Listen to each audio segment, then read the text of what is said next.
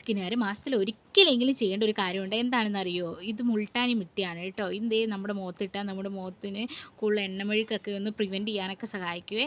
അങ്ങനെ ഞാൻ കുറച്ചേറെ വെള്ളം എടുത്തിട്ടുണ്ട് ഈ പൊടി കുഴച്ചെടുക്കാൻ വേണ്ടിയിട്ട്. ജലാമൂല്യമാണെന്നാണല്ലോ, അതുകൊണ്ട് അതിൻ്റെ മുക്കാലും ഞാൻ കുടിച്ച് തീർക്കുന്നുണ്ട് കേട്ടോ.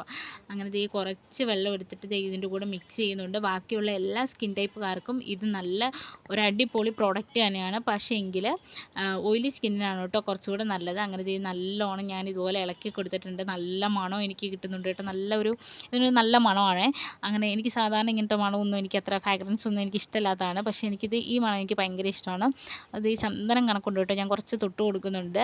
പിന്നെ ഇതെല്ലാ സ്കിൻ ടൈപ്പുകാർക്കും ഉപയോഗിക്കാം. പക്ഷേ ഈ ഡ്രൈ സ്കിന്ന് ഉള്ളവർക്കൊക്കെ ആണെങ്കിൽ ഇതിൻ്റെ അകത്തോട്ട് ഈ വെള്ളത്തിന് പകരം പാലോ അതുപോലെ തൈരോ റോസ് വാട്ടറോ ഒക്കെ ചേർത്ത് മിക്സ് ചെയ്ത് നമുക്ക് മുഖത്ത് അപ്ലൈ ചെയ്യാവുന്നതാണ് കേട്ടോ. പിന്നെ ഡ്രൈ സ്കിന്നുള്ളവർ ശ്രദ്ധിക്കേണ്ട ഒരു കാര്യം, ഇതൊക്കെ അപ്ലൈ ചെയ്ത് കഴിഞ്ഞ് വാഷ് ഔട്ട് ചെയ്ത് കഴിയുമ്പോൾ മസ്റ്റായിട്ട് ഒരു മോയ്സ്ചറൈസർ ഇടേണ്ടതാണ്.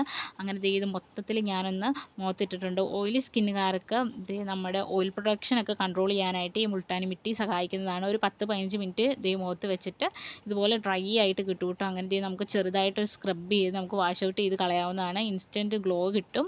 അപ്പം നല്ലൊരു വീഡിയോ ആയിട്ട് വരുമ്പോഴേക്കും ടാറ്റ ബൈ ബൈ ഗായ്സ്.